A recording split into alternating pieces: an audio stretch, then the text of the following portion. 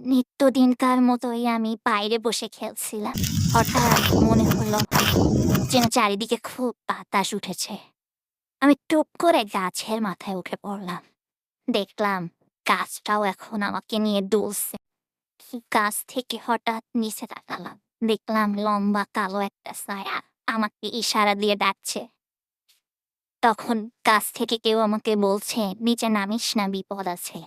হঠাৎ লক্ষ্য করলাম গাছের ডালেই আমার পাশে আরো একজন দাঁত খেলখেলিয়ে আমার দিকে তাকিয়ে আছে আর বলছে, "নিচে নামিস না, তুই গাছেই বসে নিরাপদে থাকবি।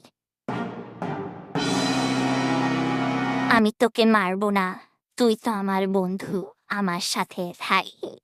তোকে আমার খুব পছন্দ হয়েছে।" দেখি বাতাস আরো জোরে বহন হচ্ছে। আমি তো ভয়ে প্রায় শেষ। হঠাৎ লক্ষ্য করলাম পিছন থেকে একটা ঠান্ডা ভেজা হাত আমার গায়ে স্পর্শ করছে। আমি তো ভয়ে থরথর করছি। পিছনে ফিরে দেখি